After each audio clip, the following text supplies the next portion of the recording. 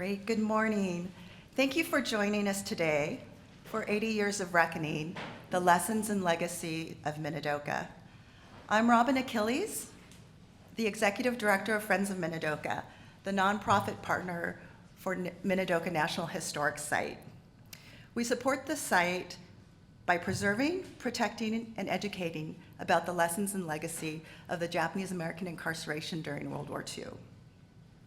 I'd like to take a moment to acknowledge the land on which we gather. It's the traditional ancestral homeland of the Shoshone Bannock land. I ask that we consider our place in the larger narrative of migration, forced removal, and displacement in our nation's history. This is important to remember today as we gather here to acknowledge the power of this place as a sacred memorial to over 13,000 men, women, and children who were unconstitutionally incarcerated here against their will. The power of place also extends to the generations that have followed these survivors and to the generations to come. I'm often asked, why is Minidoka Historic Site so important? Why do we care about preserving the solemnness and immersive experience provided here? Why do we need to continually commemorate this history?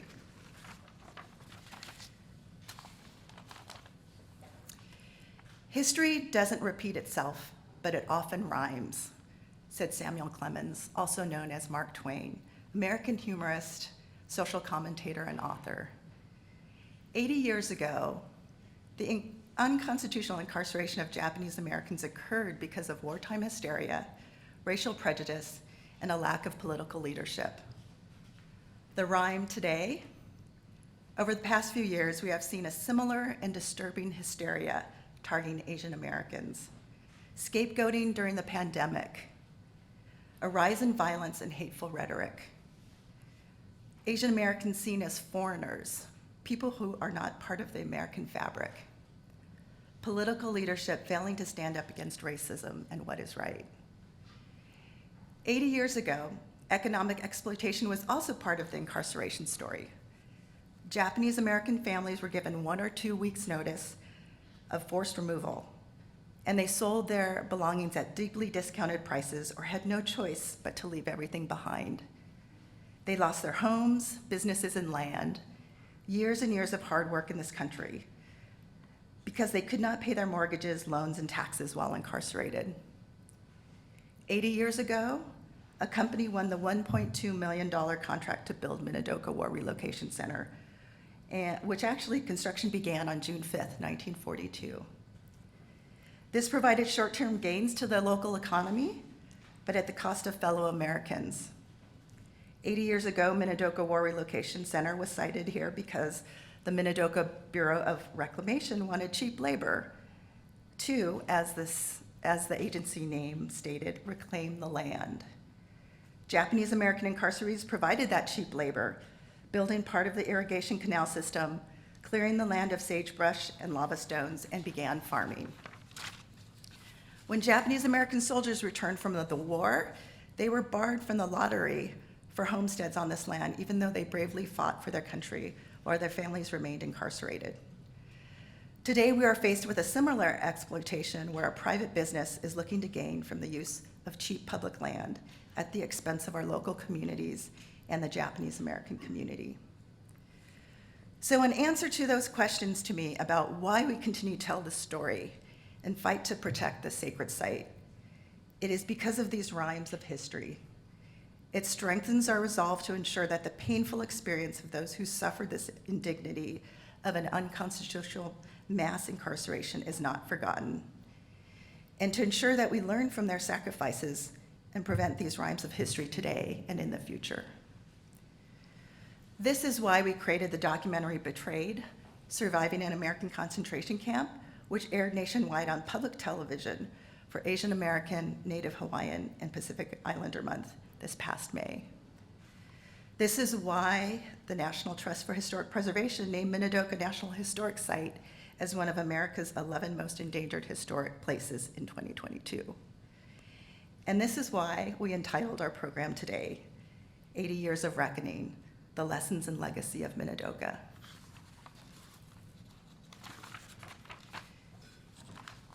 It is my great honor to introduce our first speaker, Karen Harai Olin, a Minidoka survivor. I first met Karen 8 months ago, and I am so grateful to know this funny and eloquent woman. She is a tireless supporter of Friends of Minidoka and graciously accepts our many requests to be interviewed by the press and to serve on panels of speakers, and I deeply appreciate her help and support. Karen's remarks are entitled, "My Birthplace, an American Concentration Camp."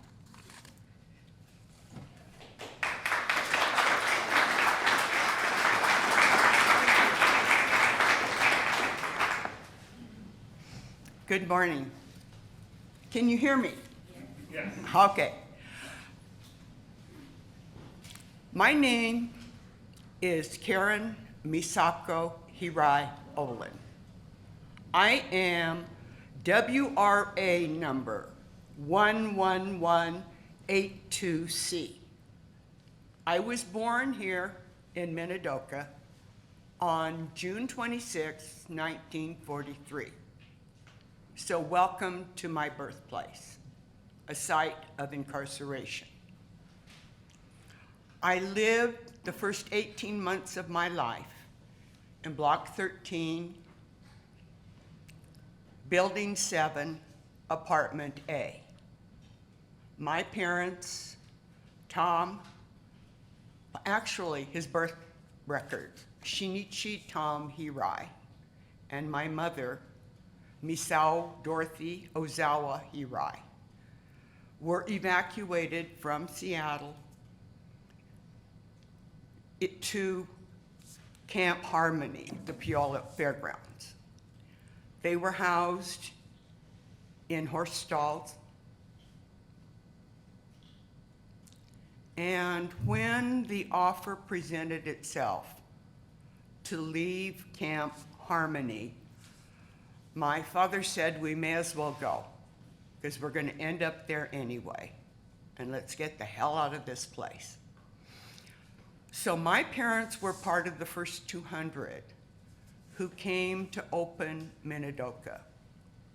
It was not completed, and some of the barracks, they did not move into Block 13 at that time. They housed them wherever they could there was space. My mother, because she was a secretary, worked for the project director Spafford, and my father, I guess because he's bossy or he was the first to show up or raised his hand or something, was in charge of the trucking. And so he and his crew would go to the Eden Rail Spur and pick up the incarcerees who came in on the train. When I was born, my grandmother and grandfather, my aunts and uncles all lived in the same block with us.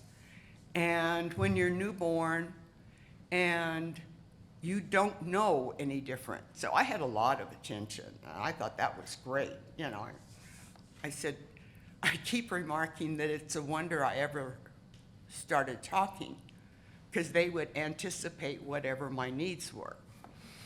When I was 18 months old, Tom Allworth came to camp and offered my father a job as a farmhand. And they decided to move out of camp because my dad said, my mom wanted to go back to Seattle. And Dad said, there's nothing there. My father's family were truck farmers. And every morning before Dad went to high school, he would take a load of produce to Pike Place Market. My mother's family had a mom and pop grocery store that they rented from the property owner. And so it was gone. So I grew up in Twin Falls, Idaho. Graduated from Twin Falls High School and graduated from Idaho State. So it's been, I was thinking last night about my story. And if you saw Betrayed, the picture of the baby in the nursery being held by a nurse, that's my baby picture. If you saw Betrayed and you saw there was a picture of my mom and dad, my dad holding me, we're standing in front of a tar paper barrack. That is our first family portrait. I think that the lessons of Minidoka had the most profound impact on my grandparents because it took away their future. After camp closed, my paternal grandfather never worked again. The farm was gone. His 7 children supported him. My maternal grandfather was denigrated to become a janitor at St. Vincent de Paul, which in Japanese society is one of the lowest jobs available. I think that one of the things that I've been thinking about consistently in the last few days is that my parents gave us a hope for the future based on their legacy, but not because of the negatives, but because of the strengths that were inherent in our family and in our culture. And I think that needs to be perpetuated. We, not only for me, but for the next generations. I have a great concern that the lessons of Minidoka will be lost. And that's why I consent to speak. Because first, we should not allow this to be perpetuated on anyone at any time for any reason ever again.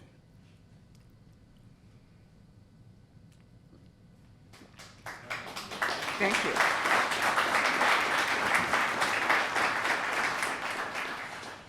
I know I'm supposed to talk about Minidoka, but footnote. When you look out around, think about what this place would look like, which is a sacred site, with 340 wind towers looming over it. Please do not allow money, profit, to denigrate the dignity and the struggles of my family, past and future. Thank you.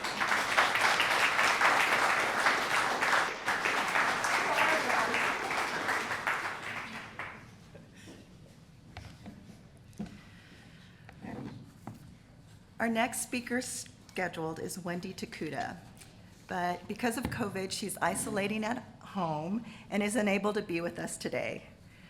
Wendy asked that I read her op-ed, which was published in the Seattle Times on February 18th, 2022, to commemorate the 80th anniversary of the signing of Executive Order 9066. Wendy is an award-winning journalist who grew up in Seattle and became the first Asian American primetime anchor in the San Francisco Bay Area, where she worked for 40 years. Her family was incarcerated at Minidoka. Wendy's daughter, Maggie Takuda Hall, recently published a beautiful children's book, Love in the Library, about her grandparents at Minidoka. Wendy is truly wonderful, volunteering her time and expertise to Friends of Minidoka, and I've deeply appreciated her warmth, kindness, and intellect as we developed our Survivors and Descendants Speakers Bureau. And I'm honored to read Wendy's op-ed in her absence. Minidoka in My Bones by Wendy Takuda. My parents met in a prison camp called the Minidoka War Relocation Center in the desolate Idaho desert, far from their homes in Seattle. They were among the 120,000 people of Japanese descent locked up during World War II because the government suspected they might be spies for Japan. My parents were not spies, but it did not matter because there was no due process.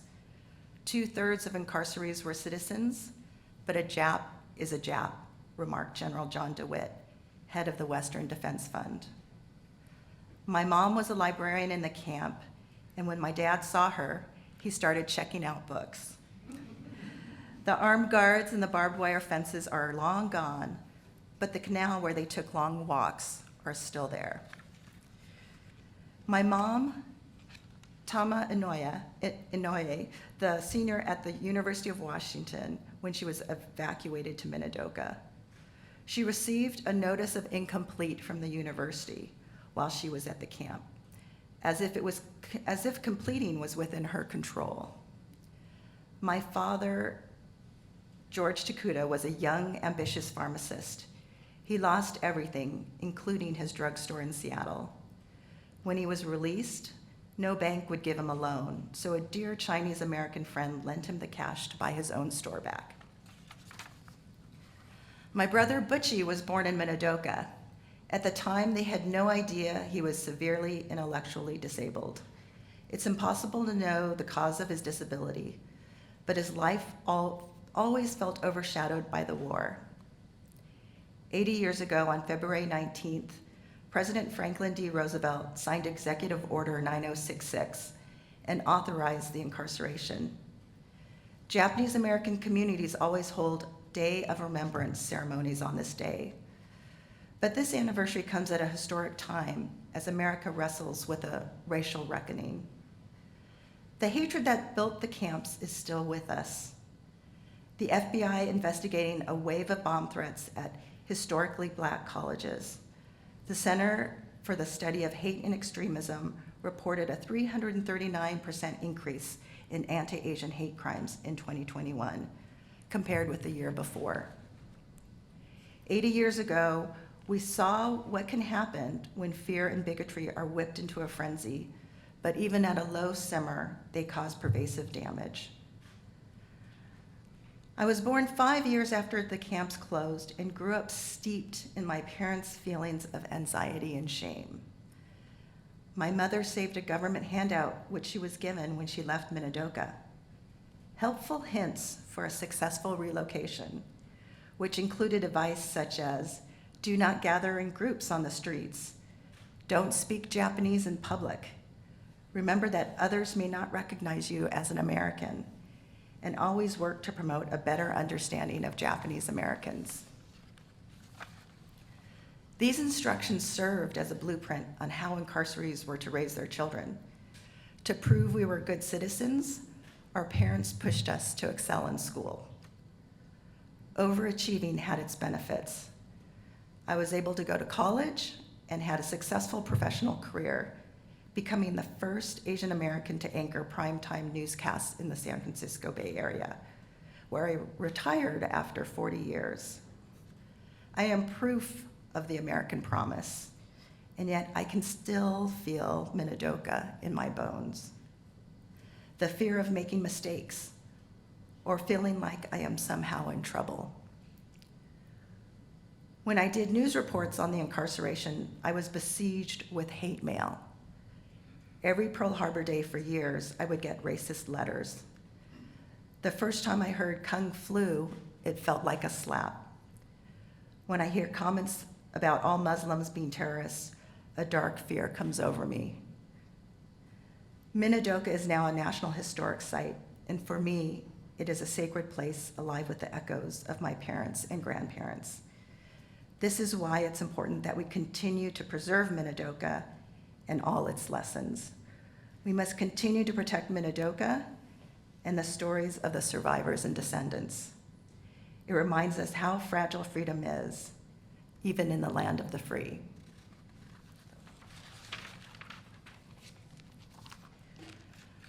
Our next speaker is Lisa Shiosaki Olson. Lisa was raised in Blackfoot, Idaho, on stories of the 442nd Regimental Unit and incarceration of Japanese Americans during World War II with a model minority mindset. She played in the dirt of Minidoka as a child and discovered lids to salt and pepper shakers and shed skins from snakes while her father and uncles worked to have Minidoka recognized as a National Historic Site. These experiences shaped her work in the Japanese American Citizens League, and she currently serves as the president of the Idaho Falls chapter and governor of the Intermountain District Council. She teaches English at Thunder Ridge High, but has also taught at a juvenile detention center, middle school, and technical high school. She currently serves as a board member of the Idaho State Board of Education Curricular Review Committee and advocates for dyslexic students. Her love of education and sharing the stories of Japanese Americans during World War II showcase the true power of words.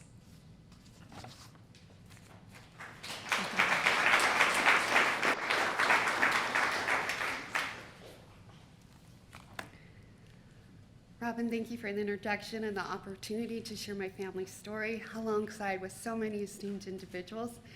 It is daunting and thrilling to be here all together. As Robin stated, my Minidoka story did start as a child playing in the dirt here at Minidoka, while my father and my Uncle Hero met with legislature members and senators to recognize this as a National Historic Site. At the time, I did not realize the gravity of their work and just felt like it was fun to kind of excavate as a child. As my father and both my uncles served in the 442nd Regimental Combat Unit, despite the fact that my family had lost everything after the bombing of Pearl Harbor, they rarely spoke about the war or the difficulties that they faced until my family received reparations in the second round. Then my Uncle Hero became a driving force behind recognizing Minidoka and preserving the JA story, while my father worked quietly behind the scenes. I repeatedly heard the story of my grandfather Kiichi telling his three sons that they were Americans. They were to fight for their country, and if they had to die for their country, then so be it. He would rather that they came home in a casket than to dishonor their family or their country. And the story still makes me emotional today. My uncle Hero would travel extensively to schools, to colleges, and to civic groups to share this story. And he always carried extra materials in the trunk of his car. So if you ever met him and didn't know this story, he would pass along information to you so that you would understand, because he felt it was so sacred. This family loyalty and deep love of country and willingness to sacrifice has extended into a family legacy. My Navy son will deploy again. This will be his third deployment on his nuclear submarine, because he stands as that deterrent between those who would fire nuclear missiles upon our country. My Army son has served faithfully for many years and will have an honorable medical discharge hopefully next month after a catastrophic injury that he sustained while serving. I still am telling this family story and teaching about the incarceration and Minidoka and the 442nd Regiment to my students, to fellow educators, and to other groups, because there truly is a power in their stories. These words are sacred, but these stories must be told to preserve the past and to protect our future. Thank you.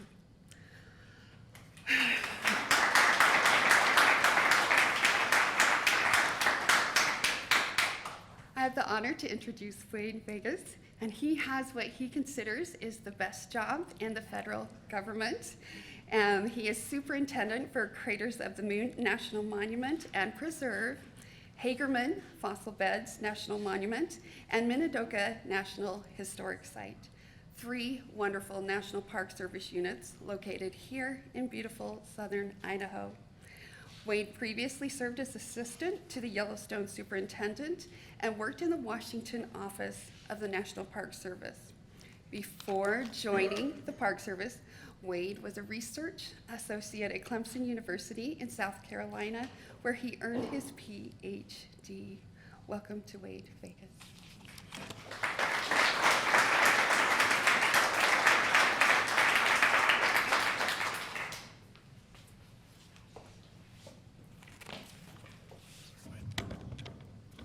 That's perfect. I think I'll just start by acknowledging how emotional it is this morning, isn't it? My goodness, I've had to blink back tears a couple times now. Lisa, thank you for the introduction. Karen, thank you for your remarks. And welcome all. Welcome to Minidoka National Historic Site. I'm reminded this morning that it doesn't just take a village, it takes a team. And when I look out, I think of each and every one of you as team members. And I want to specifically acknowledge the Friends of Minidoka. And so for the staff and the board and the interns, if you would just quickly put up your hand if at once or previously you were affiliated with that organization so we can see.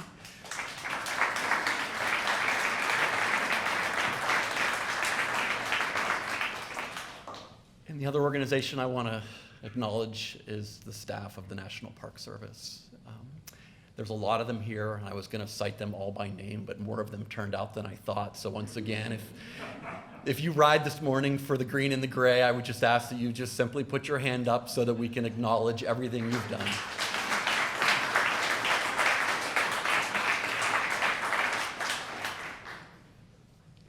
Robin asked me to speak this morning about Minidoka, and there's probably no greater honor than to speak about this place. It's quite powerful, but doing so without setting a little context, I think would do it a disservice. And so what I want to do is actually step back and just spend a moment and talk a little bit about the National Park Service.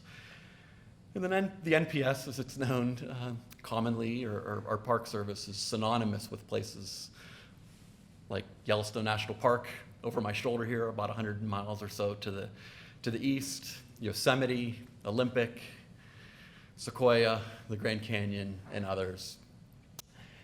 But there's far, far more to the National Park Service than just the conservation and preservation of large landscapes, right? There are places like the Statue of Liberty in Ellis Island, the civil rights sites in the southeastern United States, Nez Perce National Historical Park up in Lapaway, Idaho, from here, and Minidoka. And so when you begin to look at the National Park Service through that lens, what you quickly realize is that it's not just about the preservation of landscapes, it's actually the preservation of our cultural heritage as Americans. And we tell some really beautiful stories, right? And we also have to tell some really difficult stories. I've been with the Park Service about 14 or 15 years now, and I don't know of a more difficult story to tell than the one here at Minidoka. It's a challenge for the staff each and every day. Right? They face some really hard questions each and every day. A little bit about the park itself. In 2001, President Clinton at the time signed an executive order. And there are actually two men with us today that were instrumental in seeing that executive order signed that became the presidential proclamation that created Minidoka. One is Dan Sikora, here to my left.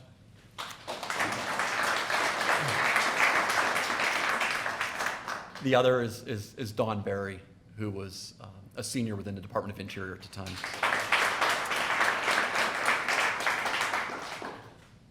And at that point, Minidoka became a unit of the National Park Service, right? Which puts it on the highest level we have in terms of our federal responsibility to the long-term protection and preservation of these resources. And so that comes with the dual mandate of the Park Service. And number one, and first and foremost, is to protect and preserve these resources, these values, in perpetuity, right? So that we never lose the stories. And the second is to make them available for the visiting public as they come through. And so that's what we do here. In an unbiased and unvarnished manner, we tell the story of Minidoka, despite how hard that is, every day. And it's carried on the back of our staff like Kurt and Emily, Kevin, Fletcher, Byrne, and Faith, and all the other Minidoka staff that are here. Congress and the President gave us the authority for that message. This building which was a warehouse constructed in a matter of months in the summer of '42. The exhibits that you see around us, this cultural landscape that is Minidoka National Historic Site, those are the tools. The staff that we have here are the executors. But at the end of the day, we can't do it alone, right? Which makes you, as members of our team, so critically important. Which brings me to the last thing I get to do, which is truly a great honor, is I get to introduce the Honorable Jim Jones. And I hope for all of you in this audience today, it's a name that you know well. Not just from his weekly columns and his writing, but also his time on the Idaho Supreme Court, offering really thoughtful opinions, and before that, his time as Attorney General for the great state of Idaho. Jim grew up in this part of the world. In fact, Jim grew up in Eden, Idaho, which if you were looking over my left shoulder right now and you could see a tall tree on the horizon about 5 or 6 miles, you'd probably be in the little town of Eden, excuse me. He graduated from the University of Oregon, went on to receive his JD from Northwestern University. From there, his path through life took him to Vietnam, where he served for 13 months. He came back, he served as a legislative assistant. He went on to serve as Idaho Attorney General, as I said, for 8 years, elected to the Idaho Supreme Court, where he served for 12. And now, in the words of Jim, he styles himself as a columnist and political reformer. And Jim, it is truly an honor to welcome you here to Minidoka. Thank you for joining us.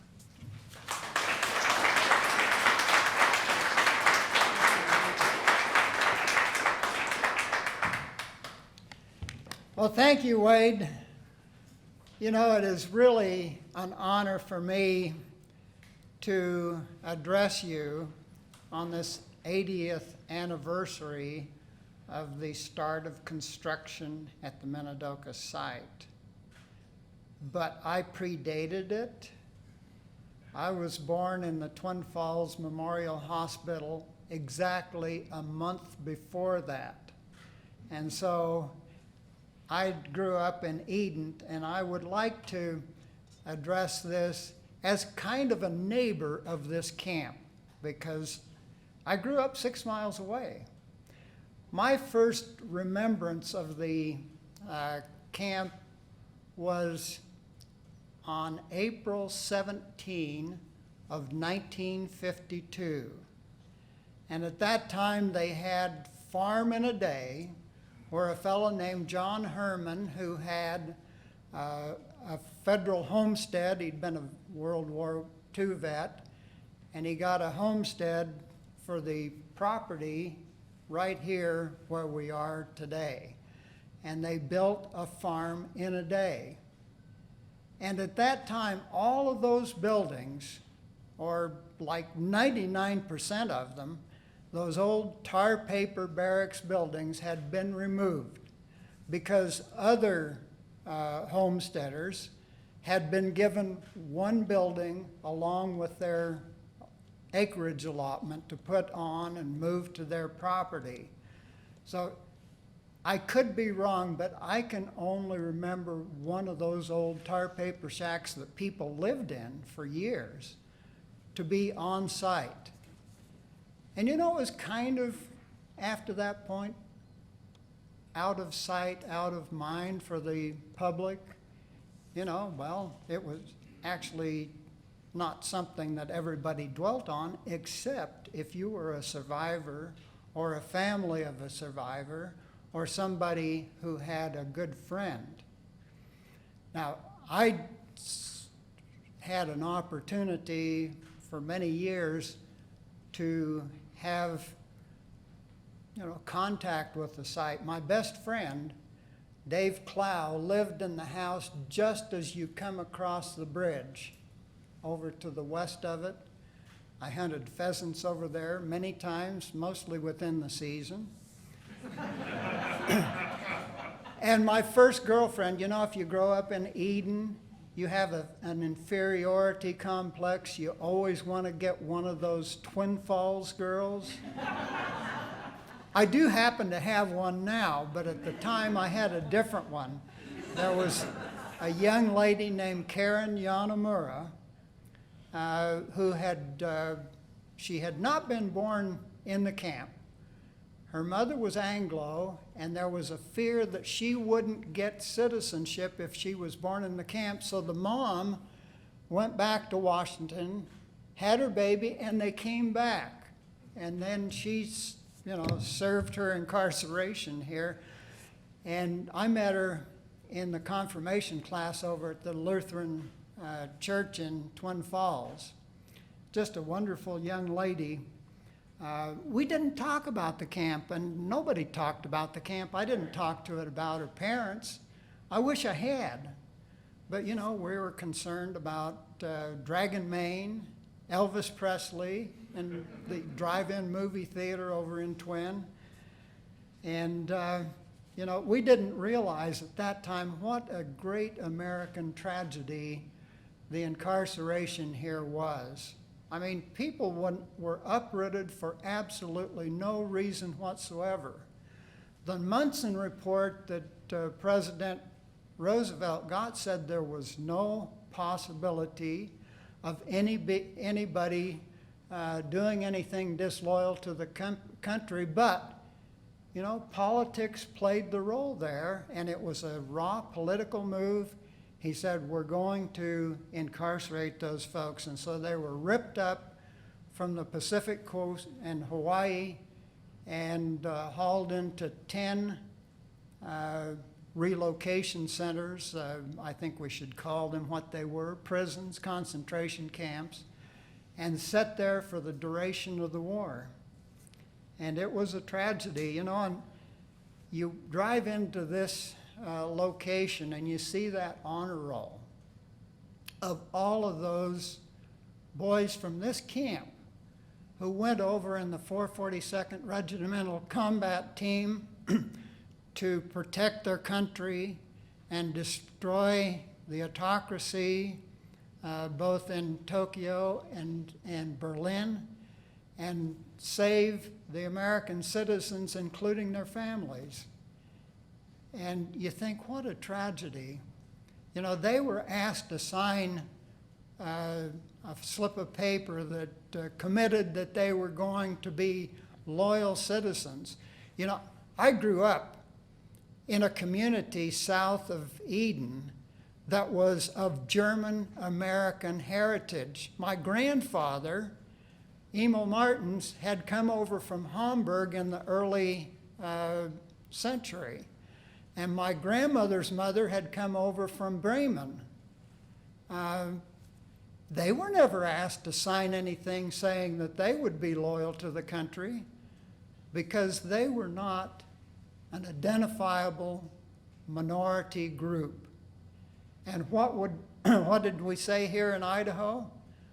Our governor, Chase Clark, made some extremely detrimental comments about the people of Japanese American heritage and supported rounding them up. In fact, just after Pearl Harbor, he wanted to confine everybody throughout the state in their homes.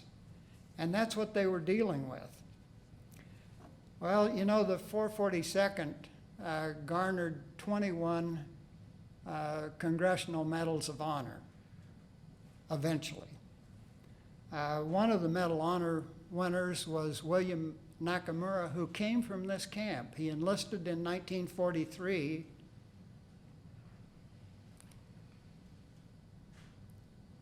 And just before, or just after my second birthday, he was dying on a hill in Italy. He got the Distinguished Service Cross. I'll get back to him in a minute. So anyway, it was an awful time. And as I say, people kind of walked away from it. But if you had been studying history, you would have had an idea that something like this could happen, because a lot of people don't realize it, but this Magic Valley area was under the sway of the Ku Klux Klan in the mid-20s. you could not run for public office unless you had, well, you could run, but you couldn't win unless you had the KKK endorsement. That was told to me by my old law partner Dick Seeley, whose father tried to run for county commission in Jerome County. And when the KKK told him that he had to be endorsed by the party, he said, "I'm not going to do it," and he lost. And the guy that was endorsed by the KKK won. Well, nationally in 1924, Congress cut off all immigration from East Asia. Not only the Chinese, but the Japanese. Nobody was coming to the country from, and the KKK was on the rise nationally too. The Depression hit, hard times, discrimination against people that were of the other was on the rise. And then when the World War hit, Pearl Harbor was hit, the hysteria was whipped up by outfits like Hearst newspapers, and the next thing you know, the president issues his executive order. Well, we've gotten past that, I think, but maybe not. You know, if you have identifiable groups that you can use, politicians particularly, as a scapegoat, people learned long ago that you can vilify these groups for political gain and gain power as a result. And I see it happening again, and it's happening here in our state. You know, we had white supremacists attacking a gay pride event last Saturday up in Coeur d'Alene. 31 came, well, one came from Idaho. Hell, we've got enough white supremacists in Idaho, we don't have to import them anymore. And particularly up north. But this is starting to happen. As Robin mentioned, the hate crimes against Asian Americans is on the rise. It's gone up in 2020 and again in 2021, 339%. And that's what we're dealing with. And in our legislature, people are talking about this thing called critical race theory. Well, anybody that studied it, it's a graduate study. Sometimes it's talked about in law school. It's not happening in our schools out there across the state, but it is being used as a bit of a cudgel, because if you are a true American, as some people contend, you regard the history of this country as being essentially whitewashed. We never have, done anything all that bad to any minority group. Well, tell that to all of the Indians who were massacred down in Bear River. They used to, when I was growing up, they called that the Battle of Bear River. Now it's called the Bear River Massacre. Or the Chinese miners that were massacred in Hell's Canyon. Or the people that were incarcerated here at Minidoka. These things happen, and you can't sweep them under the rug. Critical race theory would say, well, we don't want anybody to feel bad about something that happened in the past. But if you don't reckon with that past and deal with it and understand what was wrong and why we did some things that were just absolutely deplorable, you won't be able to stop that kind of thing from happening in the future. You know, I think we're in a rough patch now. Every 40 or so years, we kind of lose our mind and lose our moorings, and we go down these weird paths. Well, it's like when the KKK was the big thing. And you know, we put that behind us. But we didn't do it by forgetting about it or papering it over or whitewashing it. And what we have to do now is to look at what we have here in this center, the wonderful work that all of the Friends of Minidoka have done and the Park Service to get us to remember what we did in the past so we don't repeat it in the future. And I really want to commend the Park Service for the dedicated work they've done out here.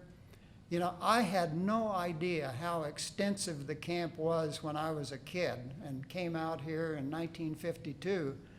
But we need to give people an idea of what it was and what all was here so that they can reckon with it and say, let's not do that again.